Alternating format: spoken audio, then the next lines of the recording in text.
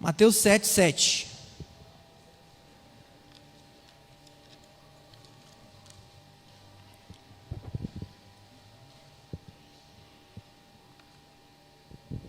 Mateus capítulo 7, a partir do versículo 7.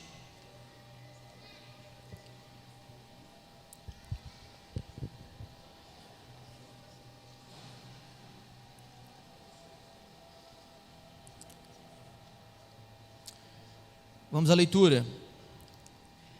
Pedi, e vos será concedido. Buscai, e encontrareis. Batei, e a porta será aberta para vós. Pois todo o que pede, recebe. O que busca, encontra. E a quem bate, se lhe abrirá. Ou qual dentre vós é o homem que, se o filho lhe pedir pão, lhe dará uma pedra? Ou se lhe pedir peixe, lhe entregará uma cobra? Assim, se vós, sendo maus, sabeis dar bons presentes para os vossos filhos, quanto mais o vosso Pai que está nos céus dará o que é bom aos que lhe pedirem. Portanto, tudo quanto quereis que as pessoas os façam, assim fazei-o vós também a elas, pois esta é a lei e os profetas. Vamos orar mais uma vez? Senhor, nós estamos diante de Ti, nosso coração, nossa mente, prestando culto ao Senhor, onde o Senhor é o centro. O Senhor é quem faz, o Senhor é quem fala, o Senhor é quem realiza, e nós cantamos agora hinos, louvores a Ti, meu Deus, porque toda honra e toda glória pertence ao Senhor. E nesse momento nós estamos diante da Sua palavra, cremos que o Senhor trabalha através dela, cremos que o Senhor faz grandes coisas através da Sua palavra, e nós nos submetemos a ela, através do Seu Espírito Santo. Abra o nosso coração e nossa mente, faça com que prestamos atenção e que escutemos a voz do Senhor aqui essa noite. Em nome do Senhor Jesus, amém? Irmãos, nós acabamos de sair de uma série em Marcos e provavelmente entraremos em outra em breve, no início do mês que vem. E aí agora estou aqui falando um pouco, na verdade acabamos de ler um texto que nós também já vimos numa série que passou um tempo atrás, acho que foi a última série, no Sermão do Monte. Mas eu queria trazer para os irmãos aqui uma palavra que tem uma ligação com o que nós temos vivido aqui na igreja, o que temos vivido na cidade, e que eu acredito que pode agregar muito à sua vida, porque a palavra de Deus, ela trabalha em nossos corações.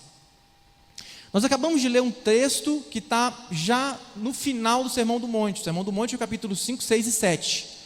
Quem estava na igreja na época, quem já tem mais tempo aí, lembra do que nós falamos ali. E no capítulo 7 nós já temos Jesus partindo para o desfecho desse sermão muito precioso, muito poderoso. Como fomos abençoados quando nós lemos, estudamos o Sermão do Monte nesse tempo não tão longo, né? Aqui Jesus está falando para umas pessoas em um contexto específico, com um objetivo específico, e o que nós temos visto nos dias de hoje são pessoas pegando o texto bíblico e fazendo o que quer. Lá no grupo que nós temos lá em casa, nós falamos alguns dias atrás, algumas pinceladas, passeamos um pouco sobre esse texto, mas aqui nós iremos falar de maneira um pouco maior. Todo mundo, ou na verdade, possivelmente você já viu alguém usar esse texto e reclamando e cobrando de Deus alguma coisa, porque está escrito que se a gente pedir, a gente recebe. E está muito claro aqui, não precisa de fazer seminário para entender que se pedir, recebe. Se bater, a porta vai abrir. Se buscar, a gente vai encontrar. E o que nós temos visto são pessoas exigindo de Deus, porque está escrito algumas coisas, e as pessoas falam, não tem condição, a gente tem que receber, inclusive pregadores ensinando isso. Coloque Deus contra a parede, porque Ele tem que te dar. Porque está escrito que se você pedir, Ele vai te dar. E simplesmente esquecemos de que existe alguma coisa em torno disso. Isso é parte de um texto muito maior. Isso é parte de uma pregação, de um sermão que vai além do que pedidos de qualquer maneira e receber porque está sendo falado que vai receber. O que nós temos aqui, no início do capítulo 7, nós começamos a ler o versículo 7, mas no versículo 1, nós temos a primeira parte desse capítulo: não julgueis, para que não sejais julgados. Pois com o critério com que julgardes, sereis julgados, E com a medida que usardes para medir, a outros igualmente medirão a vós. E aqui nós temos o ensinamento de Jesus falando desse critério e dessa maneira de julgamento, de como nós iremos nos relacionar uns com os outros. E a proibição de um julgamento condenativo, a proibição de um julgamento onde você aponta e não traz nenhuma solução. A proibição, porque nesse texto, se a gente parar, gastar tempo falando sobre esse texto, você vai ver que o critério do julgamento é você entender que o julgamento que você tem com o outro, o que você pode fazer do outro, é baseado em um julgamento que você recebeu de Cristo Jesus. Que sendo perfeito, que sendo bom, que conhecendo todas as coisas, inclusive a sua maldade, não usou de julgamento condenatório contra você. Ele vem a você através da graça, de misericórdia, te perdoando, te trazendo para perto, fazendo com que você faça parte de uma igreja que é corpo dele. Por que reparas tu o cisco no olho de teu irmão, mas não percebes a viga que está no seu próprio olho? E como podes dizer a teu irmão, permite-me remover o cisco do teu olho, quando há uma viga no teu? Hipócrita, tira primeiro a trave do teu olho, e então poderás ver com clareza para tirar o cisco do olho do teu irmão. Ou seja, antes de a gente querer fazer algo por alguém, antes de querer criticar, antes de querer usar de julgamento, de matar aquela pessoa, de acabar com essa pessoa, você precisa primeiro remover a trave do seu olho, porque afinal de contas, o que eu posso ver de longe, conversando com o Brunão aqui numa conversa aqui, percebendo os defeitos que eu vejo de Bruno, são pequenos demais, são ciscos, são pequeninos, e eu estou enxergando ali os defeitos do meu amigo, do meu irmão, quando na verdade o que eu sei de mim mesmo é muito pior. Porque eu sei quem eu sou quando eu estou nervoso, eu sei quem eu sou quando eu estou estressado, eu sei quem eu sou quando as coisas não vão bem, eu sei quem eu sou quando não penso no Senhor, eu sei quem eu sou quando eu não estou vivendo conforme a vontade do meu Pai. E isso é tão grande, são tantas coisas, tantos defeitos, que é uma trave no meu olho. Não significa que o meu próximo também não tem uma trave, mas eu não consigo enxergar, porque quem sonda o coração do outro, quem sonda o coração de todos, é só Deus, que sabe o que está ligado no íntimo e no coração de cada um. É isso que Jesus vem ensinando aqui no início do texto que nós lemos. Ou seja, como eu posso remover essa trave? Eu só consigo remover essa trave em Cristo Jesus, onde eu percebo que sou fruto de graça, de misericórdia, onde eu percebo que Ele tendo tudo e me conhecendo, porque Ele não tem trave, Ele vem até mim, o único que podia me julgar, me matar, me condenar, Ele vem até mim com amor e com graça. E aí sim, quando eu me relaciono com o meu próximo, entendendo que também sou como ele, que também sofro dos mesmos problemas, que também participo dessa queda chamada pecado, e estamos caminhando em direção à vontade de Deus, aí eu vou ter paciência, vou ter amor, aí eu vou entender o problema do meu próximo, não vou apontar o dedo para ele, não vou condená-lo. Essa trave precisa ser removida dos nossos olhos, nós já falamos sobre isso aqui. E logo após esse assunto, entra o versículo 7. Pedi, e vos será concedido. Pedi, e vos será concedido. Buscai, e encontrarei. Batei, e a porta será aberta para vocês. Então, se você lê esse texto separado do que nós estamos lendo aqui antes, e na verdade separado de todo o Sermão do Monte, você vai realmente querer, e você vai realmente entender que você pode agora virar e cobrar de Deus de um monte de coisa, porque foi prometido para você que você receberia. Tem um pastor, chama John, o sobrenome dele é muito difícil, eu não sei falar. Douglas deve saber que sabe falar inglês. Mas ele escreveu um livro sobre oração, de uma série chamada 9 Marcas, uma série muito famosa sobre saúde da igreja, sobre oração na igreja. E ele fala da importância de orarmos por coisas ordinárias. Inclusive nós cantamos aqui uma oração, um modelo de oração. E lá nós agradecemos e nós pedimos coisas que nos últimos dias nós temos vivido como se fossem naturais, por comida, por roupa, por emprego, por coisas básicas. E ele fala que a necessidade que temos de orar pelas coisas que nós achamos naturais é porque através dessa oração nós vamos perceber que tudo que nós temos é graça de Deus, é misericórdia de Deus, é favor de Deus. Então nós devemos sim orar por todas as coisas, porque a palavra do Senhor nos ensina a orar por todas as coisas. Mas quando se trata desse texto, nós estamos falando de uma oração em que é respondida e que tem um resultado, vamos dizer assim. Porque a porta vai abrir, porque eu vou encontrar o que eu estou procurando, porque eu estou pedindo. E quando a gente vai entrar no texto, a gente percebe que o texto se trata de uma série de coisas impossíveis de viver segundo a sua capacidade, segundo o seu conteúdo, segundo a sua bagagem. Coisas impossíveis de viver, impossíveis de colocar em prática sem o auxílio do nosso Deus. Se você se lembra, quando nós estudamos o Sermão do Monte, nós temos algumas bem-aventuranças, na verdade todas elas, mas algumas que me chocou de maneira profunda, como uma delas, bem-aventurados que choram. Se tem uma coisa que acontece nos dias de hoje, é o povo chorar. A gente chora. Chora pela morte de alguém, chora por causa de uma desavença, chora por causa de um tanto de coisas. E quando a gente vai entrar no texto, a gente descobre que bem-aventurado aqueles que choram pelos seus pecados, bem-aventurado aqueles que choram pelo seu estado deprimente que o pecado lhe proporciona. Aí o negócio começa a ficar mais difícil. Bem-aventurados humildes de espírito, bem-aventurados misericordiosos.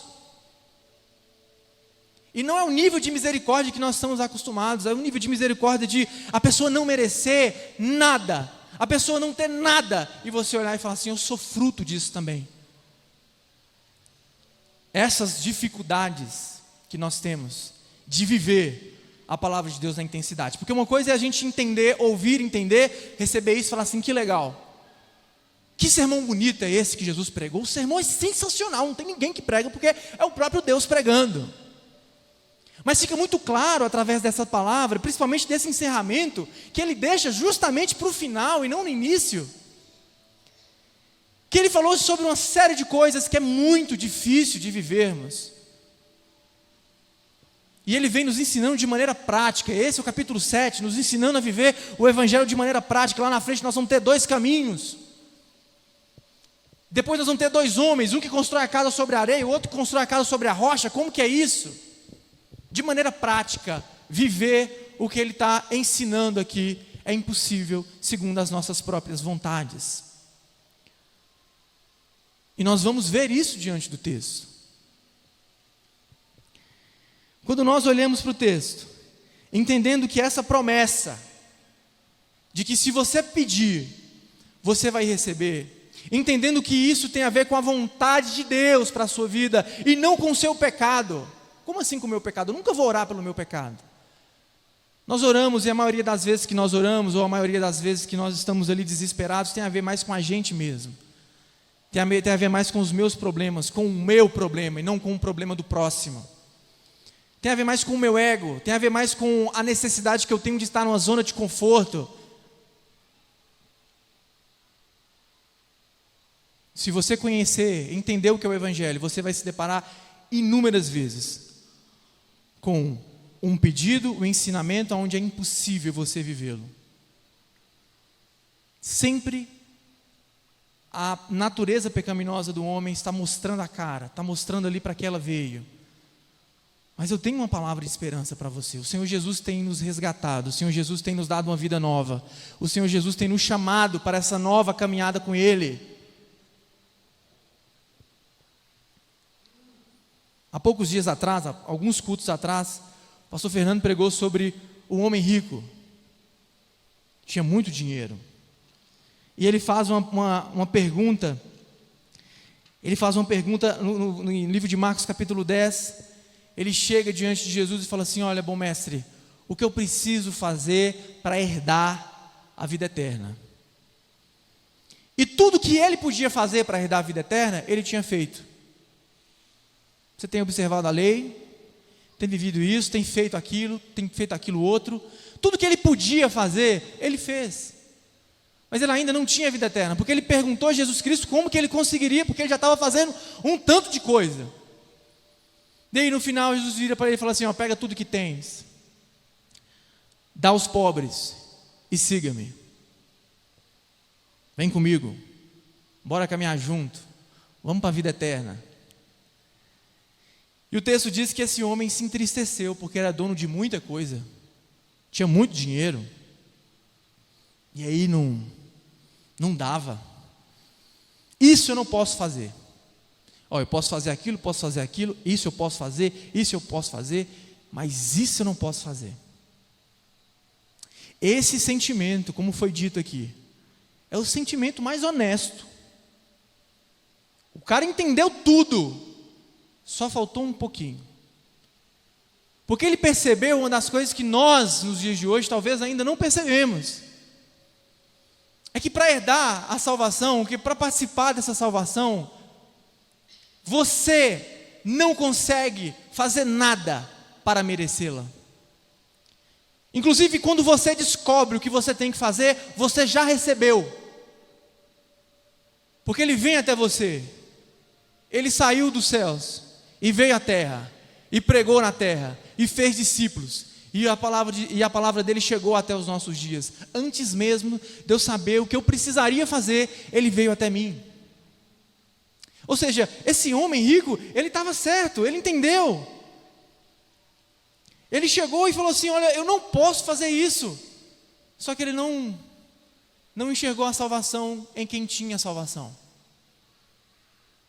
Ele se entristece e vai embora, e o burburinho começou, se você ler o texto, começou a convencer os discípulos, falava assim, mas e agora? O que a gente vai fazer? E a pergunta foi, quem conseguirá se salvar? Quem é que vai conseguir se salvar então, já que não consegue fazer assim? É mais fácil passar o camelo o fio da agulha? Esse sentimento é o que o Evangelho produz em nós.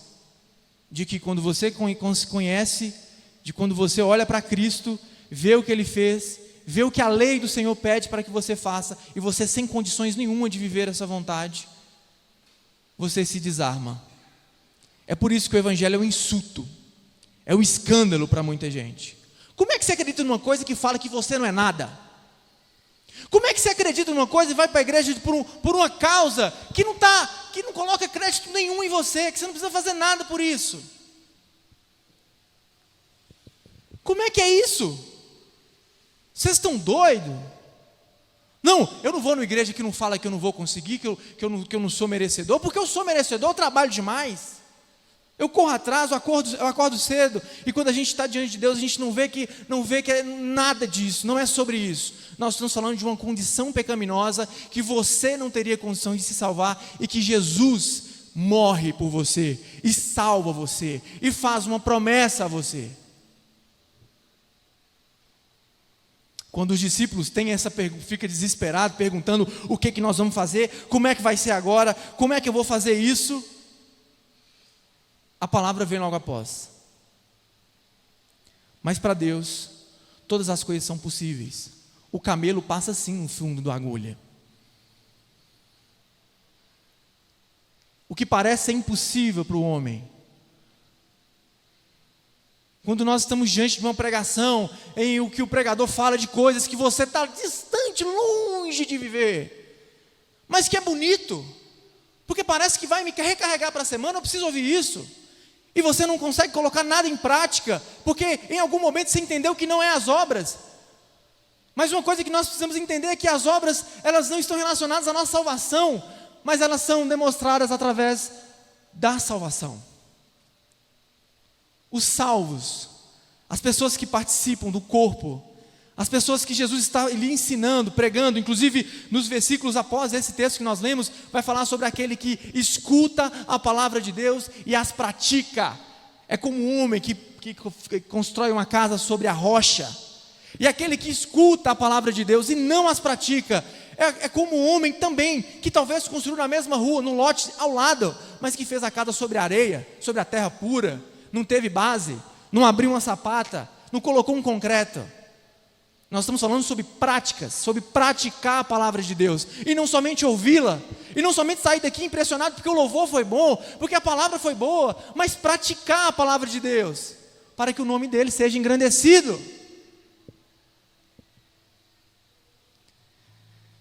Pedir, buscai, batei, insistência em oração. Eu estou procurando ler, foi uma leitura obrigatória que eu tive que fazer do seminário, esse livro que eu citei aqui, do John.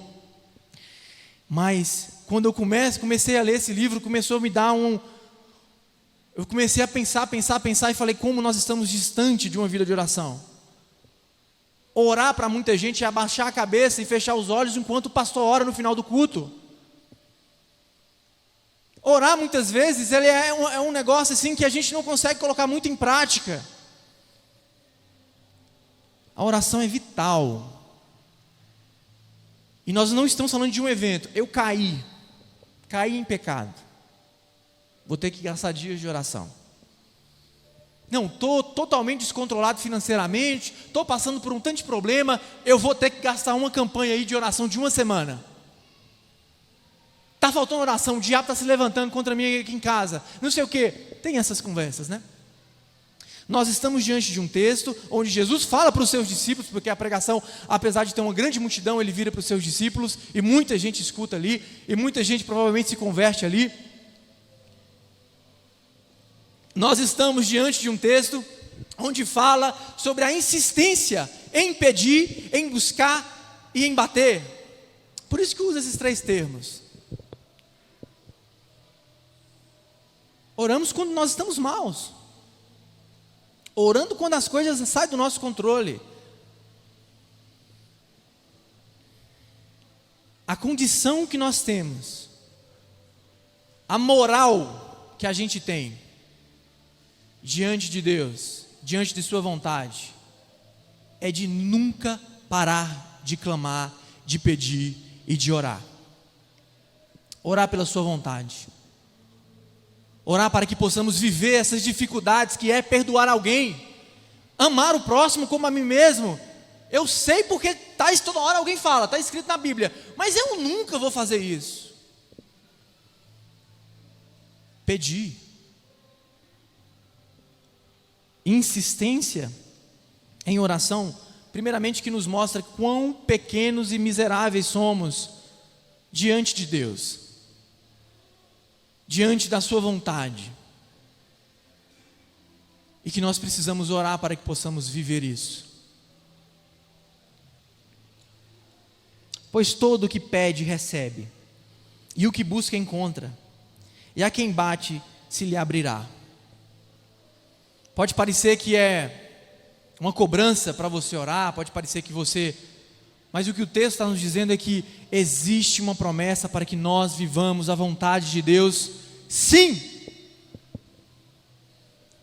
Que não é uma coisa que você tem que, não tem um método, não tem uma cartilha que você tem que seguir, e quando você terminar você atinge um grau a mais, você vira uma mini divindade, você anda com roupa diferente. Se pedirmos, se clamarmos em oração com insistência, nós iremos sim viver a vontade de Deus, entender a vontade de Deus. Essa caminhada com Cristo no Evangelho, essa caminhada com os irmãos, nós falamos tanto discipulado aqui na igreja. Tem se falado mais, o acampamento é sobre discipulado, a importância de andarmos uns com os outros, a importância de aprender, de prestar conta, de viver como Jesus nos ensinou a viver. O que me surpreende, eu conversava com o Douglas e com o Peu mais cedo, no café, é que os discípulos, quando estavam na tempestade com Jesus, muitas pessoas devem lembrar do texto, onde ele está ali na tempestade, e dormindo no barco, e o pau quebrando lá fora, tempestade, onda, e vento, e o povo fica doido e fala assim, nós vamos morrer. Acorda Jesus e fala assim, o Senhor vai deixar a gente morrer na chuva, na tempestade? Nós vamos morrer todo mundo afogado. uma preocupação com ele mesmo, com a vida deles, uma preocupação, um zelo com eles, assim, Jesus, a gente tem que ir amanhã fazer a obra, eu não posso morrer agora, eu não posso morrer hoje. Agora, se você parar para analisar e estudar como morreu, como foi a morte de cada um deles, ou da grande maioria, foi muito pior do que morrer numa tempestade. Aquele que rejeitou Jesus, quando estava sendo crucificado, aquele que correu, depois você olha como que ele morreu. Mortes sangrentas, crucificados, de cabeça para baixo, mortes bem piores do que morrer afogado no mar. Apesar que eu não sei como é que é morrer afogado.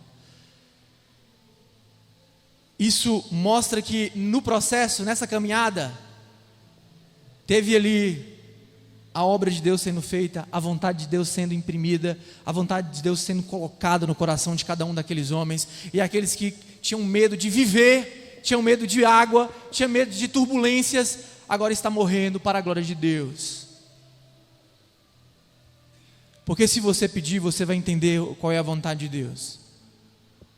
Você não vai receber uma Ferrari amanhã se você pedir agora.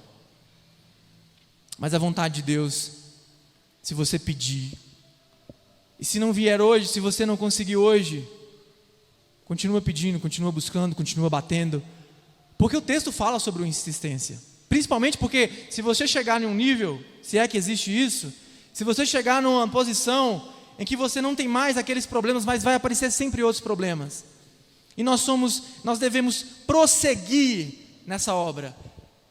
As coisas que vão passando, como o apóstolo Paulo fala em Filipenses, o que for passando, consegui muita coisa, já não sou mais aquele menino, aquela menina mimada, não sou mais aquela mulher que trazia problema, eu estou conseguindo entender a vontade de Deus, eu estou conseguindo repassar, estou conseguindo viver. A gente ainda precisa continuar a caminhar, a gente precisa ainda continuar a buscar, porque o nosso alvo, a nossa referência maior é Jesus Cristo. E você nunca vai conseguir viver de forma plena como o nosso Deus, mas Ele viveu por nós. A segunda coisa que me faz, a primeira coisa é que nós devemos ser insistentes em oração, para que a vontade de Deus seja feita em nossa vida. A segunda coisa que eu aprendo nesse texto é que o Senhor é o nosso Pai. Deus é o nosso Pai. E eu particularmente acho que existe uma dificuldade nossa nos dias de hoje de enxergar a Deus como Pai. E consequentemente a gente nunca vai se colocar na posição de filho, porque a gente não vê como pai. Às vezes a gente vê como um brother, como um amigo, a gente vê como uma pessoa acima da média, um ser maior, sei lá, tem cada coisa hoje. E se você não enxerga o seu pai como ele deve ser visto, se você não tem ele como a referência que você tem que enxergar, você também nem sabe quem você é. Porque Jó, quando ele vê a glória de Deus, quando Jó escuta Deus face a face, no final do livro de Jó, se não me engano, no capítulo 38 tem um relato. Quando ele vê, ele escuta, e Deus faz uma série de perguntas difíceis para ele. Perguntas que ele não queria responder, porque Deus estava fazendo perguntas para mostrar para ele a pequenez dele, como ele é medíocre, como ele estava questionando Deus. Jó, tá, gente? Jó passou por um probleminha um pouquinho maior do que os meus. Perdeu tudo, perdeu saúde. E aí quando ele vê Deus, ele vê assim, agora vai vir a minha glória. Deus vira e fala assim: quem é você para me dar conselho? Porque você questionou a minha vontade. E Deus faz uma série de perguntas para ele, difíceis de responder, impossíveis. Onde você estava onde eu criei o mar? E ele viu a glória de Deus, ele viu a grandeza de Deus. E o resultado disso, ele falou assim, primeira coisa que ele falou: falei de coisas que eu não sabia. Antes eu só ouvia falar do Senhor, agora os meus olhos estão vendo. Miserável homem que sou, no pó e nas cinzas. Essa é a reação nossa quando nós estamos diante de Deus. O problema é que nós vivemos de maneira distante da presença de Deus e queremos nos enxergar. Quando eu falo nós, irmãos, eu não estou dizendo que você está vivendo, falando que a nossa condição humana é de querer sempre fazer o que não é para fazer. A Bíblia está falando sobre isso do início ao final. Se você não enxerga Deus como pai, obviamente você não sabe que é filho. E Deus usa esse exemplo aqui para trazer de volta uma realidade que talvez nós perdemos ao decorrer da correria da semana, trabalhando demais, menino demais, coisas demais para fazer, e aí nós perdemos o prumo. Qual dentre vós é o homem que, se o filho lhe pedir pão, lhe dará uma pedra? Ou se ele lhe pedir peixe, lhe entregará uma cobra? E aí vem depois o que eu estou falando aqui desde o início. Assim, se vós, sendo maus, sabeis dar bons presentes aos vossos filhos, quanto mais o vosso Pai,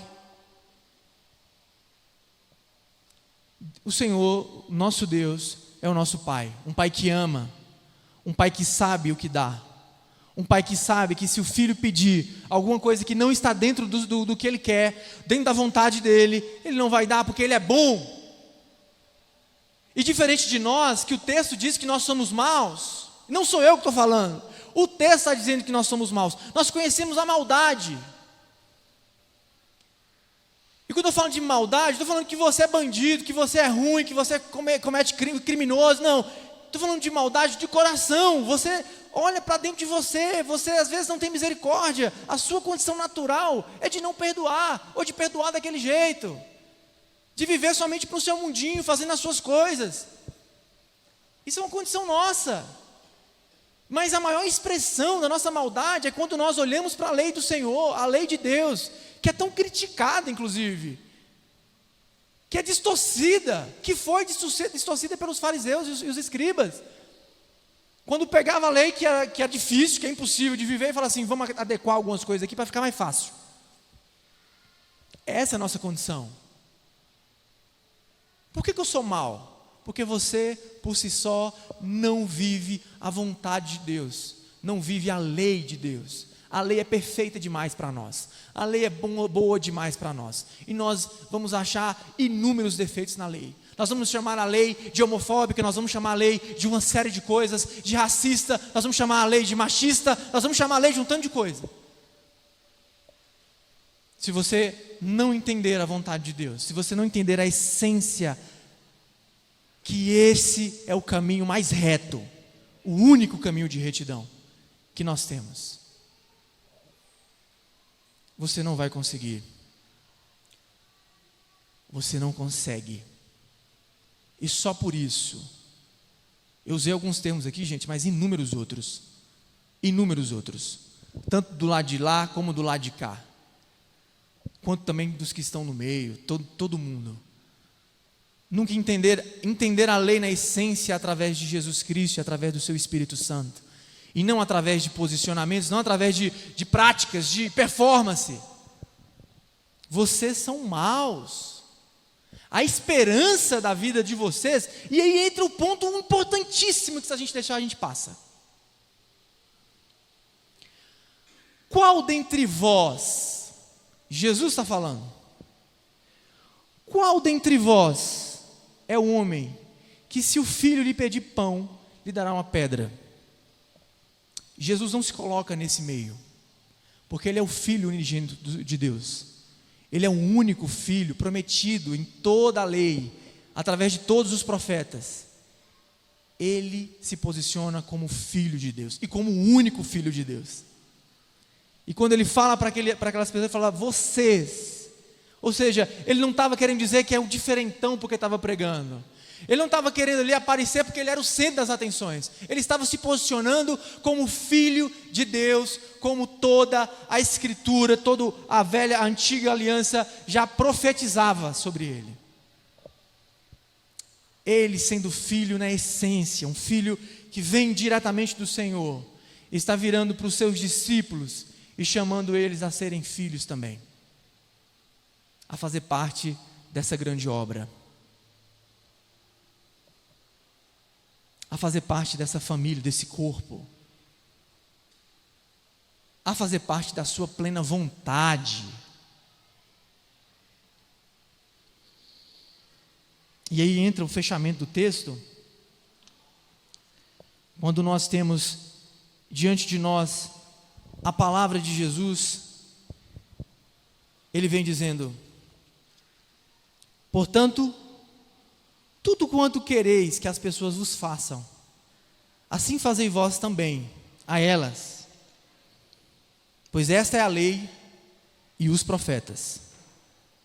Mais uma vez, algumas pessoas para aqui, para no 11 aqui, porque no 11 desconsidera o portanto, ou pois, como está a sua tradução. Para no 11 aqui, porque parece que o 12 não faz parte mais do texto. Não tem conexão. Fazer com as pessoas, beleza, está falando de julgamento lá atrás e tal, mas lei e profeta, e eu já falei aqui inclusive, de que a palavra de Deus, tanto como no Sermão do Monte, está totalmente conectado uma coisa com a outra. Que se no início nós temos a descrição de um salvo, aqui nesse texto, a partir do versículo 7, nós temos aqui a forma com que o salvo se torna salvo, a forma com que nós, povo de Deus, povo eleito do Senhor, chega até a sua plena vontade. Olha para você ver, no início do sermão nós temos a explicação de como vivem, como são felizes. Eles são mais do que felizes. Aqueles que fazem isso, aqueles que amam, aqueles que têm misericórdia, os humildes. E aí nós temos uma série de características de um salvo. Agora aqui nós temos de como que esses salvos se comportam. E na prática, como é que vai lidar isso? O que nós estamos acostumados de ouvir hoje? Uma coisa mais ou menos assim: não faz com o outro o que você não gostaria que fizesse com você. Uma coisa nesse sentido. Parece um pouco esse texto. Parece esse trecho, né? Portanto, tudo quanto quereis que as pessoas vos façam, assim fazei vós também a elas. Mais ou menos isso. Mas o que nós temos aqui diante de nós é um texto onde nos mostra não uma forma de se omitir como povo de Deus, como filho de Deus. A questão não é não fazer. A questão não é se você não puder ajudar, você não atrapalha também, fica na sua. A questão é, façam. Faça com o outro. Primeiro, se ele não está fazendo com você, faça o que você queria receber dessa pessoa. E aí nós temos a essência. Martin Lloyd Jones chama da regra áurea, a regra mais importante, o fio que vem cortando toda a Escritura. Quando nós estamos diante de Deus, cumprindo a vontade de Deus, nós temos o grande mandamento: amar o Senhor nosso Deus sobre todas as coisas. Mas nós temos o segundo, como Jesus nos explica, quando ele é perguntado qual o grande mandamento, qual o maior mandamento: amai o Senhor, seu Deus, sobre todas as coisas. Amai também o próximo como a ti mesmo. Ali, junto, em segundo lugar. E quando nós estamos diante desse texto, nós vamos ver Jesus fechando um assunto que ele abriu lá em Mateus 5, se não me engano, versículo 17. Já estou terminando, viu, gente? Mateus 5,17, onde ele vem dizer: não penseis que vim destruir a lei e os profetas. Eu não vim para anular a lei, mas eu vim para cumprir a lei. Não depende de você fazer alguma coisa para que essa lei seja cumprida, como eu já ouvi. Você tem que fazer com o outro bem, você tem que compartilhar o pão, você tem que fazer isso, fazer aquilo, porque assim vai cumprir a lei de Deus. Está escrito lá, pode ler lá, é desse jeito que está falando no capítulo 7, pois esta é a lei e os profetas. Mas a palavra não está condicionada a você. Você nunca vai ser o centro, você nunca vai ser mais importante.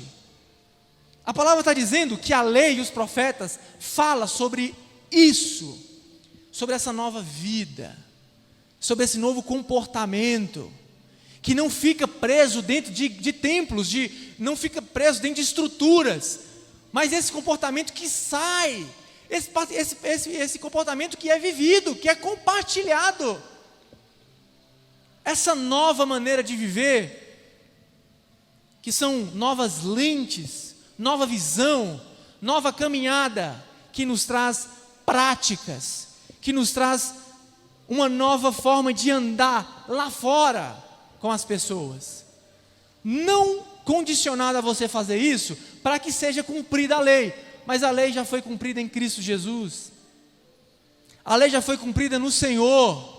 E como ela já foi cumprida no Senhor, nós temos condições de viver essa palavra, nós temos condições de praticar essa palavra submissos à sua vontade. Porque Ele é quem opera em nós. Ele trabalha em nosso coração.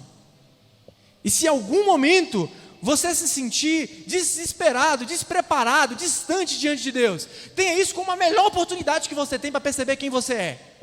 O problema é quando a gente faz tudo, a gente colabora, a gente dá o dízimo, a gente faz isso, a gente faz aquilo, eu abro a igreja, eu prego, eu canto, eu nunca falto culto, eu sou uma pessoa maravilhosa, e aí você não percebe a sua pequenez, você não percebe a sua limitação, e o Evangelho chega diante de nós, e pega todas as nossas boas obras, e desmancha tudo, porque isso não passa de coisas externas, e nós estamos falando que o Evangelho trata o homem interior, e que essa nova vida vem trazer novas práticas, novas formas de se relacionar. Então a igreja de Jesus se movimenta de acordo com a sua palavra, e a sua palavra está dizendo, pratique, viva a palavra. Nós vamos ver isso um pouco depois, ainda no capítulo 7. Então, não se prenda nessa crise existencial, não se prenda também, por outro lado, na sua performance elevada como crente. Se firme no Senhor Jesus, na sua vontade, na sua palavra. E se você entende ou vai entendendo, talvez você não consiga entender tudo numa pregação, talvez não, você não vai entender, por isso que nós temos os grupos semanais, porque lá a gente vai falar, nós vamos conversar, nós vamos trocar ideias, e isso vai clareando em nossa mente. Mas quando você se encontra com o Evangelho de Jesus Cristo, você automaticamente vai perder todas as capacidades, os meios que você tem de resolver esse problema. E o Evangelho nos prostra diante de Jesus Cristo. O mais interessante é que em Lucas 11, vou até abrir, Lucas 11, no capítulo 13, se não me engano, deixa eu só conferir aqui rapidinho. No capítulo 11, versículo 13, nós temos um texto praticamente igual. Ele só troca as palavras. Mas no final diz assim, Lucas 11, versículo 13. Ora, se vós, apesar de serdes maus, sabeis dar o que é bom aos vossos filhos, quanto mais o Pai que estás nos céus, lhes dará o Espírito Santo àqueles que lhe o pedirem. Uma nova vida, um novo olhar, uma nova forma de caminhar, uma nova forma de se relacionar. E isso, nós estamos falando das coisas mais íntimas da nossa vida. O nosso casamento, o nosso namoro, os nossos relacionamentos, a nossa profissão, os nossos estudos, toda a vida, o nosso relacionamento com a igreja, ele vai sofrer alterações, motivações, baseadas na vontade de Deus em nós. Não mais vivendo como se eu fosse o único, como se eu fosse a única pessoa que importa, e os meus meninos, a minha esposa, os meus pais. Não. Uma nova forma de caminhada. E por mais que pareça distante de nós, você começa a pensar em todas as suas limitações. Glória a Deus pelas nossas limitações. Jonas Madureira fala uma coisa mais ou menos assim: dá um beijo na sua fraqueza e agradeça a ela por ela te colocar tão perto de Deus. Uma coisa mais ou menos assim, né, Sam? Porque as nossas limitações mostram para nós quem realmente somos e do que realmente precisamos. Se você, como filho, pede para o seu pai uma coisa aqui, e ele te dá, imagina Deus, mas ele vai te dar o que é bom para você. Ele vai te dar uma nova forma de viver, uma nova forma de caminhar. Porque o Sermão do Monte é uma série de coisas impossíveis de ser vividas. para nós. Mas Ele trabalha em nós, opera em nós para que possamos viver, nunca sozinhos, nunca com mérito próprio, nunca você como centro, mas Ele como sendo o Senhor da nossa vida. Amém, irmãos? Vamos orar mais uma vez? Senhor Jesus, nós te agradecemos por esse tempo, pedimos ao Senhor que fale em nosso coração, porque a sua palavra é viva, é poderosa, o seu Espírito Santo trabalha, e a tua palavra diz que se pedirmos, se clamarmos, se bater, se buscarmos, nós iremos encontrar, nós iremos alcançar. Nós clamamos, nós pedimos ao Senhor que faça essa obra em nós, que nos ajude nesse mundo desafiador que nós vivemos, que a sua palavra fique em nosso coração, em nossa mente, e que possamos cada vez mais estar mais próximos da sua vontade. Te agradecemos por esse momento tão importante, em nome do Senhor Jesus, amém.